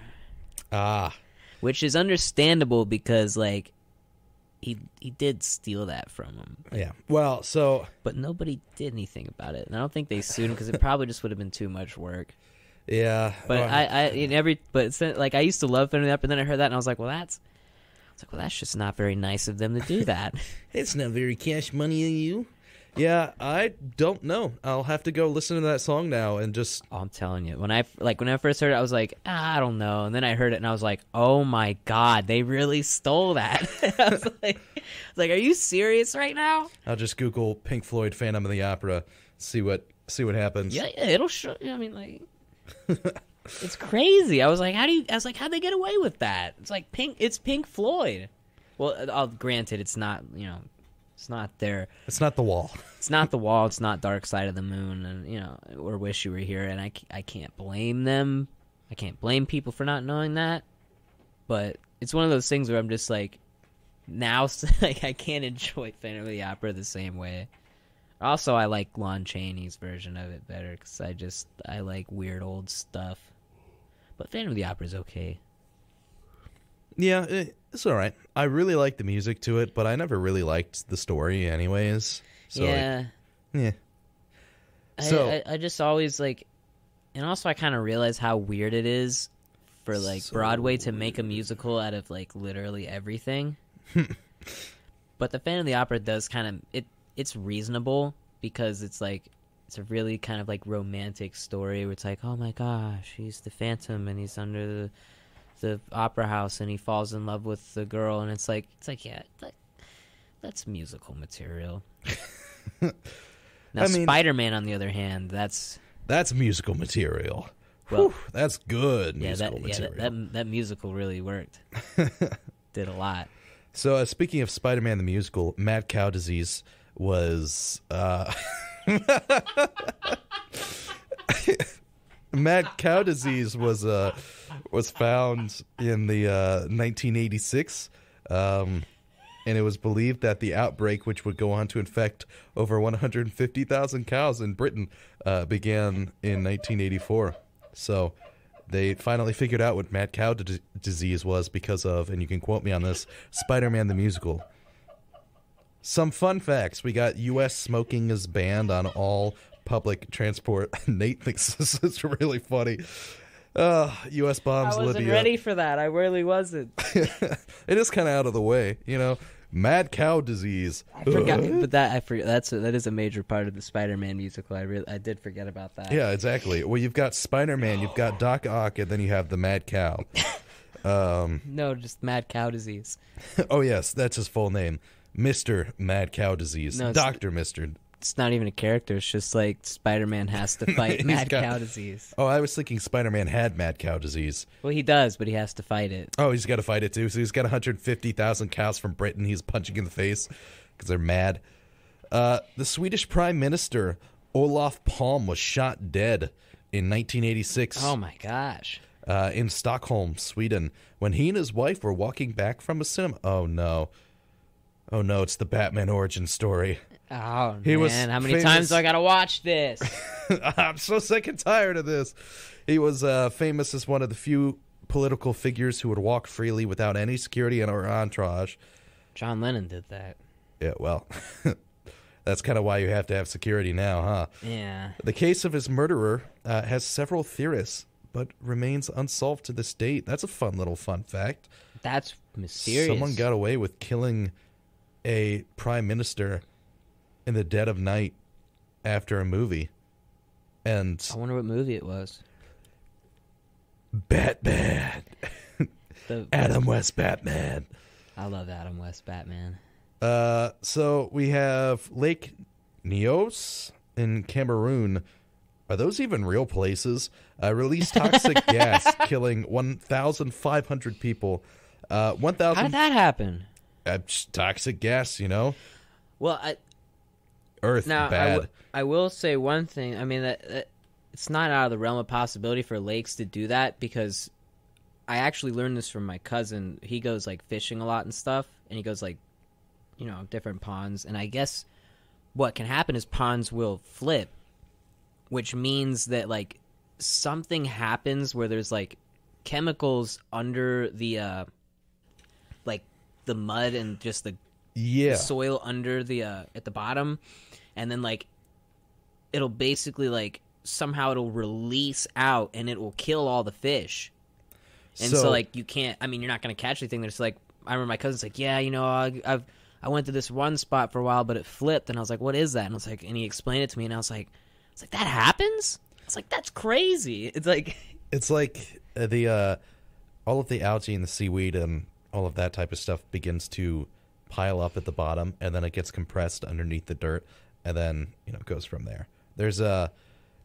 I learned about that from a cenote, blue holes in South America, and it's just a giant blue hole in the middle of the landscape, and they're gorgeous. If you don't know what a cenote looks like, oh, I want to go swimming in one so bad, but I'm also so afraid because they're really deep. Yeah, you look down and it goes into just black, and there's nothing down there. That's the thing. I don't like the idea of swimming in things that don't have a bottom. Exactly. But the pictures of people swimming on it looks so comfortable, but it just scares me to even swimming. Look at the I'm picture. I'm going to float on my back, and I'm not going to look down. Yeah. I'm going to look at the sky and burn my eyes in Retrospection Radio actually has an episode called Monster at the Blue Hole. I know. Oh, what a great one. But basically, U.S. government sends a bunch of researchers to a cenote because they had a bunch of like farmers going missing in the area, and they're traced it back to the cenote. So there is a specific cenote that I based it off of called Cenote Angelita, which is angel. And basically what happens is, and this is so cool, the plant debris go into the water and they fall so far down into the cenote, and then eventually there's I think hydrogen sulfide, and it releases from the bottom of the cenote, and where the might be I don't know, hydrogen killy gas, and it meets up with the debris of these plants, and it creates an underwater mist. An underwater mist of like fog underwater. And then there's this underwater basically river where these two, where the gas meets up with the green from above that had sunk so far down, and it creates this underwater river. Like if you've got your Google machine right now, you could Google, underwater rivers or. Normally what happens is when fresh water meets... I got to move my microphone now. Hold on. Normally what happens is when fresh water meets salt water, it creates a divide. So there's a really cool picture of where a freshwater ocean meets a saltwater ocean, or like large bodies of water, and there's just like a split, as if someone perfectly split it in half. But so underwater in the cenote, there's an underwater mist and river and all of that, and it is so ridiculously poisonous that if you're not, I mean, it's pretty high pressure too, but if you're not swimming with gear on, you will die. Like, the gas is so bad mixed with, because it's not normally bad, but if it mixes with plant life, then it creates a gas that can kill you. Super, super cool stuff. I love cenotes. Really cool. Speaking of cenotes, we're going to go off to music. 1986, you get Take My Breath Away by Berlin. Livin' on a Prayer by Bon Jovi. Oh, Bon Jovi. Walk Like an Egyptian by Bangles. And, of course, Papa Don't Preach, Madonna. It's less exciting. I don't like Madonna, so... Kiss. Yes. Well, you got a lot of stuff. I was just... By Prince. Not the band. The band is bad. Oof. What a controversial opinion. AIDS testing was developed by the Pasteur Institute in France. However, NCI, or the National Cancer Institute in America, filed for patent rights for the AIDS test kit before the Pasteur Institute. A lawsuit ensued as Pasteur Institute accused NCI of breaching contract terms and sharing samples and research information provided to them by the institute themselves. Eventually, both parties shared the patent rights and the credit. We already know about this. The AIDS epidemic in the 80s is what they call it. A lot of stuff happening, especially a lot of stuff happening 85, 86, 87, and that point on. Let's hop up a year. We're hitting 9:30. So 1987. What a grand old time. The first episode of The Simpsons airs. Oof. The inflation rate has gone down from 3.55 or something to 1.91%. That being said, the average monthly rent is $3.95 now, so it has gone up. 1 gallon of gas was 89 cents. Yikes. First episode of The Simpsons, Fiji becomes a republic. USA Full House debuts. USA. Yeah, Full House debuts. Full House. I never really watched Full House. I didn't watch that one either. I watched Alf. Speaking of Alf, Talking Alf, the storytelling alien, $69.99 from manufacturer Colco. That's something that was on sale. Was it like 87. one of those like kind of Teddy Ruxpin type toys that would like talk to you and stuff? Mm-hmm. I think I remember hearing about that. I think that sounds familiar. Oh, stereo. Oh my, wow. Super 80s. I'm looking at some of the products that you could buy. You've got that Talking Alf. You've got a leather multi-position lounger for $400, and it's just literally just a leather lazy boy. It looks so 80s. Then you've got a two-tone peplum dress, and I don't know how to. It just looks so 80s. Everything 80s looks so 80s. Oh yeah. And then an audio video rack system for $577.95. What a strange price. 19-inch color TV has it. Adaptability for audio video built right into the rear panel. Audio section features gyro tuning gyro tuning, and built-in automatic frequency control, AM/FM stereo receiver, and 3-band equalizer. Semi-automatic turntable with cue, pause, control. Dual cassette tape desk. Yes! I lost my spot. Dual cassette tape deck for automatic continuous play and dubbing. Remote control. Wow. Amazing. What an amazing system for $577.95. Did you say that the EQ was only 3 bands? Yep. 3-band equalizer. Oh, man. But hey, mine's like 7. Yeah, but mine's old and from the, like, I think it's from the 80s too. I know my speakers are definitely from the 80s because I had to take the subs out and redo the foam surround. That was pretty fun, but I did that a long time ago. Before I did all this audio engineering junk. Here's a fun thing: a plane lands in Red Square. In May, why'd they do that? 19-year-old Matthias Rust, a West German citizen, flew a small Cessna airplane into Moscow, landing in Red Square.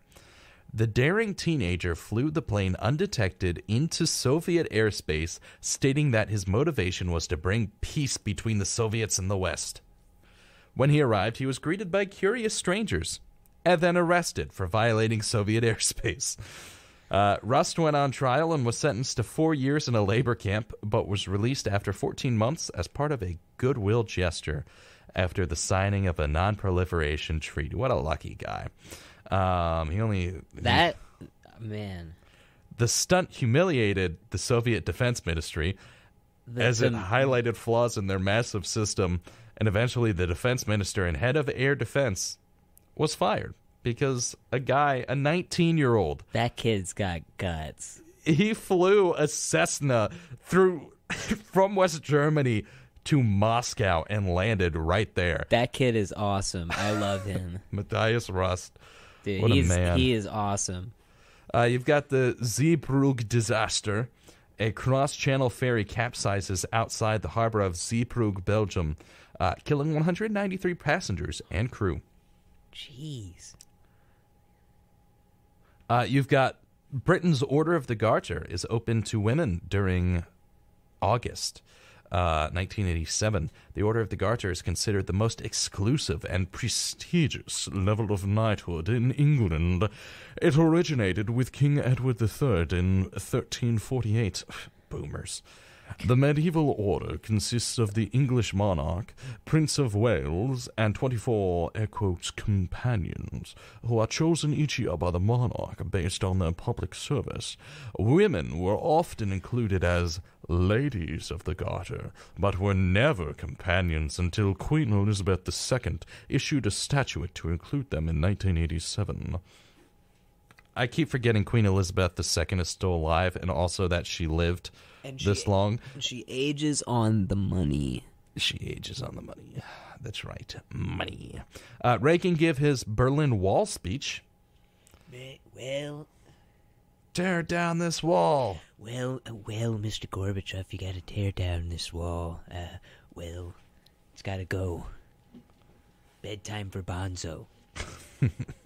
I was in that movie. Do you remember that? It was like 30 years ago. It had a monkey in it. It was awesome.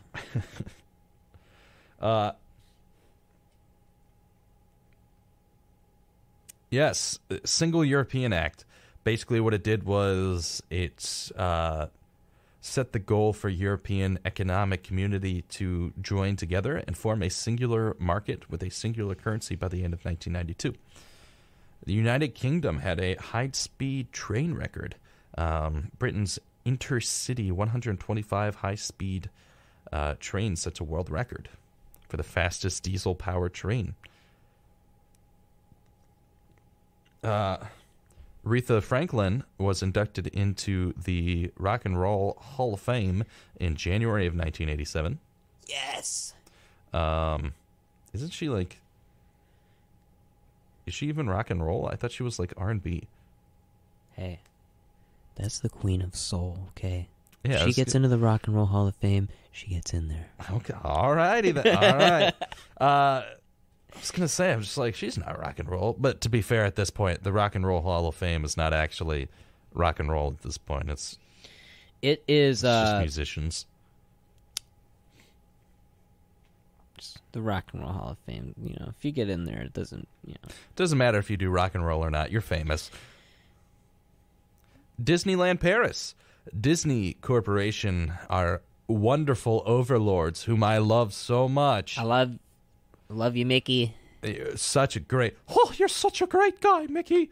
CEO of Disney, Michael Eisner, and Prime Minister of France. Michael Eisner. He's a divisive figure. He is a very divisive figure. I mean, he did a lot of cool stuff, but at the same time, he did a lot of not so cool stuff. I could do an entire episode on him, a whole 2 hours on just Michael Eisner. What a guy. He's a very interesting guy. He is most certainly human. It's like, love him or hate him. I have no comment on him. I just think he's very interesting. So our overlords and France decide to make an amusement park together and decide 1992 is when it opens, and it opened in 1992. The same year Super Nintendo came out. That's right. You've got the Terry Waite kidnapping, the special envoy. What is that? Yeah, well, so Terry Waite was the special envoy of the Archbishop of Canterbury in Lebanon, kidnapped in Beirut. Terry Waite negotiates the releases of several hostages in Iran, several hostages in Libya. 1980, 1984, Libya, 1985. Terry Waite assisted in successful negotiations in Lebanon. 1987, on January 12th, arrives in Beirut with the intention of negotiating for release of hostages held by the Islamic Jihad organization. And then January 20th, while attending a meeting for hostage negotiations, he is taken hostage. The irony. He's held in captivity for 1,763 days, a.k.a. 4 years and almost 5, in solitary confinement.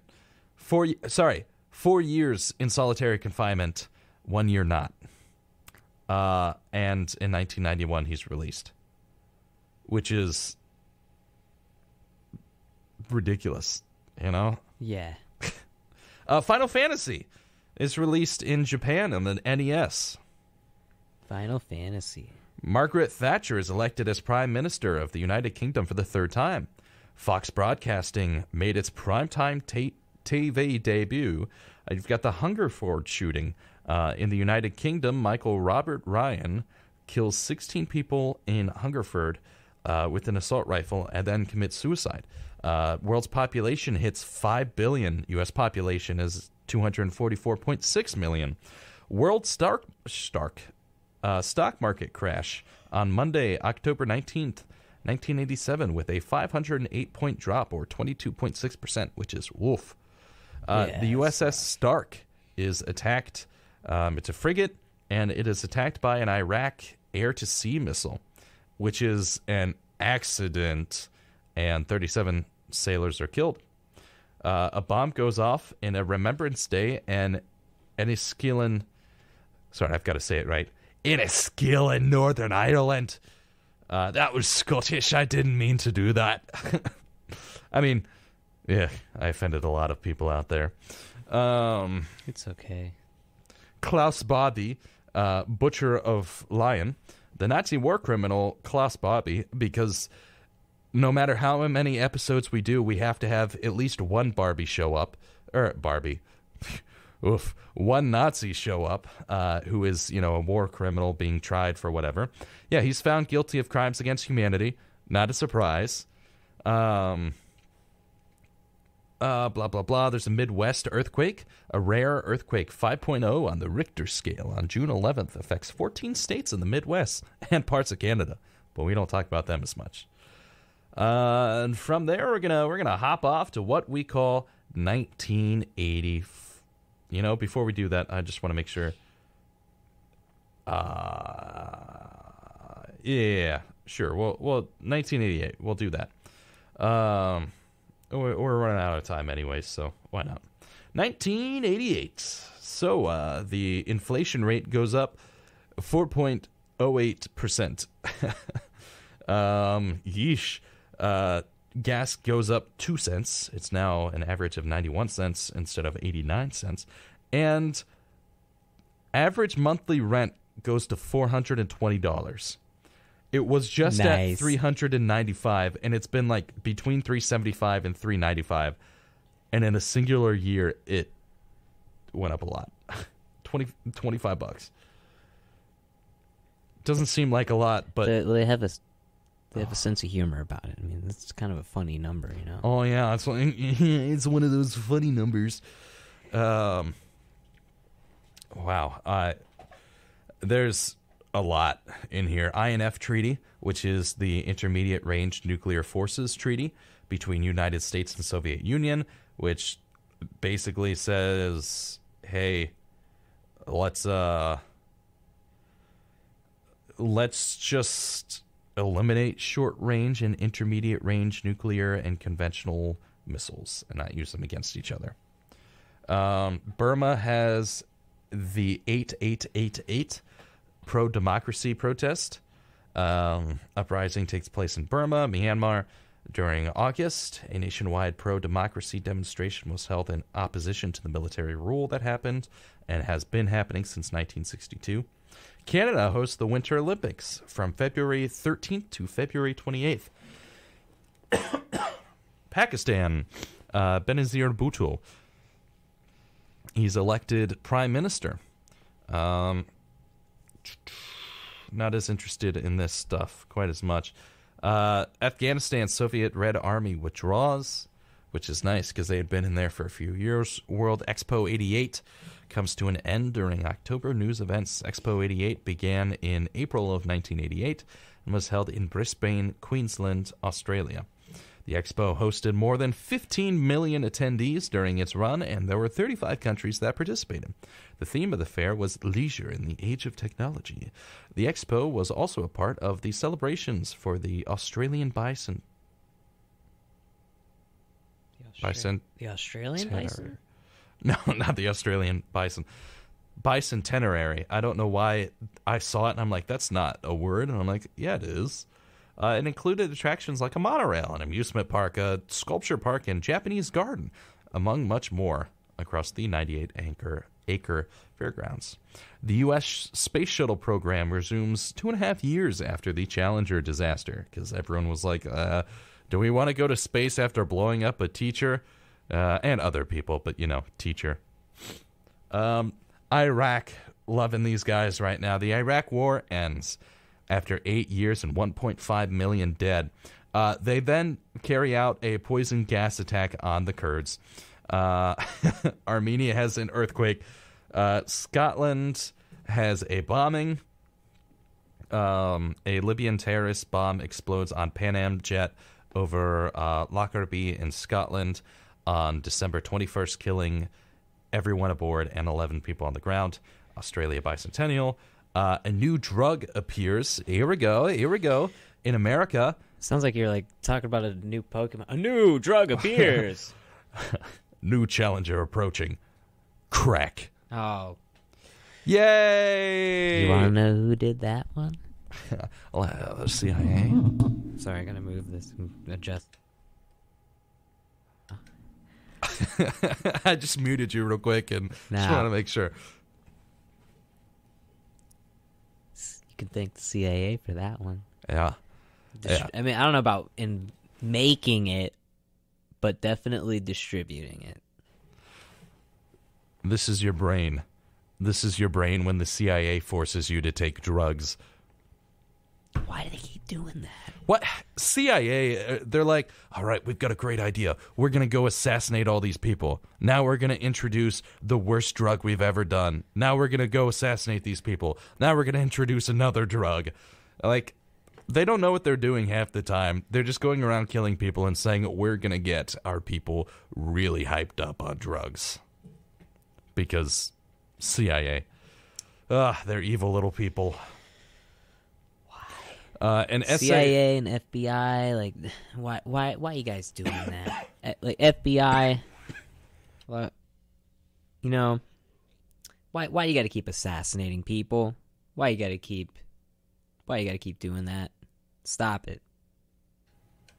Speaking of drugs, Ben Johnson wins the 100-meter gold at the Seoul Olympics and is then disqualified for taking an anabolic steroid, stanozol. You know, drugs. With the whole, like, I can understand that, you know, the whole, you know, you shouldn't be taking steroids and, like, human growth hormone or whatever for, like, if you're doing sports. But, like, if it's the Olympics, I mean, think about it like this. You're watching the Olympics to see basically the pinnacle of athleticism, right? Because it's all these countries getting their best athletes together to do, you know, to compete on the world stage. So wouldn't you think, now I'm not saying that they should let them do steroids, I'm not saying that, but I mean, wouldn't it be interesting to see them do that, just to see, like, how far a person can go? Let's see how I mean, far sure, they're we've using come. external means, like artificial means, but it would be interesting to see that, just to see, like, the peak of human physicality. You're starting to sound like the CIA. And I'm probably starting to sound like Joe Rogan. Because I don't know if he said that, but it sounds like something he would say. So here's a little fun fact. Any year that is divisible by 4 is a leap year. 1988 was a leap year. Is it? Yep. I never knew, you know, that 88, 92, 96. it's going to be, that makes it so easy to figure out when leap years are. Yeah, I was always, yeah, I'm dumb. The USS, I don't know how to say that one. It's like Vincennes or Vincennes shoots down an Iranian passenger jet, Flight 655. You know, because America is so great. So they went boom, boom. Over 1/3 of Yellowstone National Park is destroyed by a series of more than 250 small different fires combined with the 1988 drought, and it destroys 793,880 acres of the park. Yay! Prince Charles goes to Switzerland, having a great time, and he escapes an avalanche. Yay! Is he the one that's in trouble right now? Probably. I don't care about the Me neither. I don't British know. royal family. I don't even know how I heard about it, but one of them is apparently on trial for something, and I guess, like, the Queen stripped him of all of his, like, you know, titles or something, so he has to, like, face the trial as a citizen, as, like, a civilian. And I was like, that's cool. Cool. I don't really care. I don't like what do they do? I don't know. I don't really care, but, like, you don't really see them doing a lot of stuff. I find that I see Parliament doing all the work. Well, that's how it's designed. It's a constitutional monarchy. Yeah. Really, they're not supposed to do that much because, you know, we don't have kings and stuff anymore. Why do they keep them around? What do they do? Tourism. Yeah. Like, people will go out of their way to go see the king and the queen. I mean, I'd go see Buckingham Palace because it's a cool building, but, like, I don't care if the queen is there or if I see her. That's fair. I'll go see the guards too because I think those guys are kind of cool because they have to stand there all day. Oh, hey, speaking of, like, CIA and covering stuff up. Okay. Sorry, jumping back a little bit. We're going to jump forward by jumping back. 1989. I'm sure you probably never heard of this one before. The Tiananmen Square Massacre. The student protests for democracy in Beijing. China gained mass popularity during this period, and eventually, on May 20th, the Chinese government declared martial law, leading to army intervention. Though the exact figures are unclear, with different organizations going back and forth with their numbers, the government statement eventually listed 7,000 as injured and 241 as dead. And according to the Chinese government, it never happened. Yeah, it didn't happen, you know? Didn't happen. Nope. Tank Man? Who? Oh my god, there was a funny YouTube video. I love that video though, because he's just like just seeing a guy with shopping bags just standing in front of a tank. And he's like, the tank tries to steer around him and he just like steps to the side. It's just like, how do you do that? Like, that takes so much courage. I would not have the guts to stand in front of, stare down a tank like that. There's a funny YouTube thing that I saw that is Lego Tiananmen Square. Oh my god. Build your own tank. Knock the man out of the way yourself. Have fun with Lego Tiananmen Square. And it's weird that that guy has never been identified. Yeah, it makes sense because it was filmed like so far away, but like it's so mysterious. But in the same way, it's kind of cool because like that guy, that could be any of us. You know what I mean? It's like he's like a what's the word? It's like a symbol almost. Yes, a martyr. Yeah, that's a good one. You know, just like it's like you can be this guy. You just have to have the courage to do it. That's right. Stand up to China. They're evil anyways. I don't know about China, but just stand up to oppression. Oh, that works too. I mean, to be fair, everybody's oppressing everybody, I'd say. I was going to say, it doesn't matter if you go to America or China. Like, China, at least they're a lot more open about their oppression than America is, but like... Oh, yeah. Yeesh. Yeah, it's not good. Things are rough all over. Okay, Pony Boy. Actually, it's not Pony Boy. It's Johnny who says that, I think. I thought it was the girl that said that. I don't remember. Cherry. Is that her name? Oh, yeah. I don't know. God, I don't remember The Outsiders very much. I was in a play in middle school. And... I watched it recently, and then I tried to watch like the longer version of it. Got like a half hour into it, and I was like, this is terrible. They just added in like all these scenes of just them talking. I'm just like, I don't care. It's an interesting book, but like it's a pretty quick book too. It's a good book. The movie's good, but not the 2-hour-long version. The original's just fine as it is. I don't know. It's got Tom Cruise in it, so I don't... Does it have Tom Cruise? It does. Yeah. Yeah, I don't watch it. I don't like Tom Cruise at all. I refuse to watch his movies anymore just because he's not like... He's in it, but he doesn't have a major role. He's in it like a couple scenes. Yeah, because it's Patrick Swayze. That's one of his last movies. It is? No, I don't know if that's actually true. I was just saying that. I don't. When did Patrick Swayze die? He most certainly did. When did he? Yep, he's dead. I know he's dead. I haven't seen a lot of movies with Patrick Swayze. There's Ghost and there's... I haven't seen that. The Outsiders. I've seen The Outsiders. I guess you got... okay. Dirty Dancing, Roadhouse, Point Blank. Or sorry, Point Break, Outsiders... Dirty Dancing re-release. I Am Patrick Swayze in 2019, even though he's very dead by that point. Red Dawn, Donnie Darko. He was in Donnie Darko? What? When did he die? I thought 2009. I was about to say the only movie I've ever seen Patrick Swayze in is The Outsiders, but apparently I've seen him in Donnie Darko too. Well, I didn't realize how long he actually lived. Wait a minute. Oh, does he play the motivational speaker guy? I don't know. I haven't seen Donnie Darko. Donnie Darko is a very strange movie, but it's very good. He plays Jim Cunningham. Oh, yeah, I think that, yeah. Jake Gyllenhaal's in there. Drew Barrymore. Jeez. It's a good movie. It's very, very strange. It's kind of funny sometimes, too. Free on Amazon Prime Video. I guess I've got another thing to watch. But anyway, about, like, the longer version of The Outsiders, like, who made that movie? Francis Ford Coppola. Yes. And I like his movies a lot. The ones that I've seen.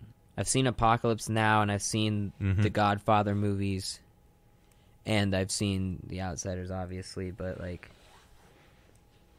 for some reason he has a propensity for, like, re-releasing his movies, but longer versions of them, like, uncut, and, like, sometimes that's really cool. And then sometimes you're just like, dude. But the first time I watched Apocalypse Now, it was the 3-hour version. I didn't know. But there was... And I figured it out really quickly about, like, halfway through the movie. Because basically the plot of the movie is he's trying to find, he's on a mission to find this colonel who's basically gone crazy and escaped into the jungles of Vietnam or Cambodia or somewhere around there. And he's like basically doing all this crazy stuff, and and this guy has to go terminate him. He has to go kill him. But there's one part where it's like he's right about to get to this guy, and the whole movie just stops, and he ends up going to like this French like plantation in the middle of the jungle, and I knew something. I was like, it's like there is something not right about this scene. This scene does not belong in this movie. And then I found out it's like this movie was great, but that one part in the middle really like sucked. It was like 17 minutes long, but I thought it was like a half hour. It felt so long, and it was just these people talking, and I was like, this is terrible. But the other stuff the other deleted scenes they put in there were pretty good. You got to see more of the guy who's like, I love the smell of napalm in the morning. And I like that guy. You get to see more of Marlon Brando too, but just that part in the middle was just really bad. It was slow. Just ground the whole movie to a halt because it feels like it's like, oh, he's about to get to Kurtz, and it's like because the whole movie they're talking about Kurtz, like this guy's crazy, we gotta get him, and blah blah blah. It's like you're like, and like he's getting deeper into the jungle, and you're like, we're gonna get him. It's like, oh, you're finally gonna see him, and then it's like, wait, let's talk to these random French people in the jungle for like, and just stop the whole movie. Now, isn't that just frustrating? Yeah, I find that interesting, annoying. Of just you're going and just stop and go somewhere else. Yeah, what's the point? It completely stopped. Like the movie stopped, and I was like, well, then it makes you wonder. It's like, what was the point of the past 17 minutes? Like, did this have any plot relevance? Because this had been earlier in the film, or like, I don't know. Like, it honestly just didn't need to be there, and I kind of looked into it for like context, and it's like, because the movie's not like an accurate portrayal of the Vietnam War itself. It's just more of like, just kind of set in the ideology around it, and just like the whole kind of, and it's also based on a book called Heart of Darkness, which is about like the European conquest of Africa. Mm-hmm. And the Congo and stuff. But I mean, as a whole, it's just about like how just crazy and just insane the Vietnam War was. But I think there's something to it about with the plantation part, but like it didn't need to be in the movie. The theatrical version is just fine. It's like, it's still kind of long. It's like 2.5 hours, but I prefer the theatrical version. I'm sorry, Francis Ford Coppola. I love you, but sometimes we don't want 3.5 hours for The Godfather. Well, I don't know if they did that with The Godfather. But Godfather was already 3.5 hours. Doesn't matter if it gets a long edition. But it's the 50th anniversary this year, and they're going to put it in theaters, and I'm definitely going to go see that. I didn't know that. Okay. I guess I got something to go see. It's like next month. Are you kidding me? Yeah, it's like in 4K. That's awesome. My brother was like, well, I don't know what happens to The Godfather. I've never seen it. It's on my to-watch list. I'll grab my brother and... The Godfather is a great movie. I love that movie. Oh, so good. I even liked the second one quite a bit, but I like the first one the best. The second one is really good too. I haven't seen the second one in a long time, and I avoided watching the third one for a while too. And I never watched it. I watched like, I don't know what it was. It was like a different cut of it. It was like more recent. It was like, oh, this is like the more definitive cut. It's a better cut of the movie, and I didn't notice the difference because I hadn't seen the original version, so I don't know how different it was. But it was an okay movie. It had some good scenes and some good lines in it, but like, yeah. So we'll finish off 1989 and go ahead and finish for the evening as 10 o'clock has hit, and I didn't realize how tired I am. I've been forcing myself to wake up at 8 o'clock every day, that's what tired will do to you. It'll creep up on you. Yeah. Well, like I was sitting just waiting to come here because I didn't really have anything I wanted to do, and I was sitting in my bed, and that's what happened to me last night. I was just sitting in my bed watching South Park, and then I fell asleep, and I missed an event I was planning on going to last night and was like, oops, that almost happened again tonight. But so average monthly rent in 1989 is $420, which has not gone up or down. It stayed exactly the same. You get the good old Tiananmen Square protests. We already talked about that a little bit. But the United Kingdom has the Hillsborough disaster. April 15th, the FA Cup semifinal between Nottingham Forest and Liverpool at Hillsborough Stadium in Sheffield. That was the most English British sentence I've said in a very long time. Turned to tragedy when 96 people were crushed to death, many of them teenagers and children. Over 750 people were injured at the event. Basically what happened was there was too many Liverpool fans that were allowed in the back of a crowded stadium, or a crowded stand. And as more and more people were allowed in there, those people that were already in there got pushed forward and crushed against wired safety fences. That's messed up. That's messed up. The Galileo Spacecraft is launched by NASA on October 18th. The Galileo Spacecraft's mission was to probe Jupiter's atmosphere and study the largest planet and its moons for 2 years. It was purposely plunged into Jupiter's atmosphere on September 21st, 2003 to take some final measurements and be destroyed. On its way to Jupiter, Galileo spent time studying Earth, Venus, the Moon, and 2 asteroids. To be destroyed. Yep, just never coming back. I mean, it's fine because it sends us the signals back, so we don't really need it, but it's just kind of like depressing. So they plunged it into Jupiter's atmosphere so it could be destroyed by like the immense gravity? Yep. My gosh. What is it with NASA and killing these probes? It's like the Mars rover, you know what I mean? Yeah. It's like they let him die. They didn't bring him back. These robots care so much. I know. What was the... I don't want to talk about, the Mars rover, That's still a threat. Makes me cry every time. It doesn't make me cry, but sometimes I think about it, I'm like, that's kind of sad. It's like, it's a robot. I know. It's like just a machine that takes pictures, but like... Didn't it, like, send a message back? It's like, oh, it's getting dark, and, like, whatever, and I can't move anymore. And I'm like... Oof. It's like, was that really necessary? I don't feel so good, Mr. Stark. Yeah, it's like, why you gotta do that, man? Why you gotta make the Mars rover sad? So, the Cold War begins to end in 1989. President George Bush and Gorbachev meet to discuss the end of the Cold War on December 2nd and 3rd of 1989. They hold their summit in Malta not long after the fall of the Berlin Wall. Soviet Union was beginning its breakdown at the time of the meeting and signaled an easing of tensions between the two world powers. Bush and Gorbachev declared an end to the Cold War principles and a continued commitment to reducing arms and cooperating. At the end of the 2-day meeting, they effectively declared an end to the Cold War, an ideological intention conflict stemming from the end of World War II. We're finally over that. We're still going to see Nazis on trial, though. Yeah, that's not going to stop. But no. Cold War is finally over. Finally, that darn Cold War.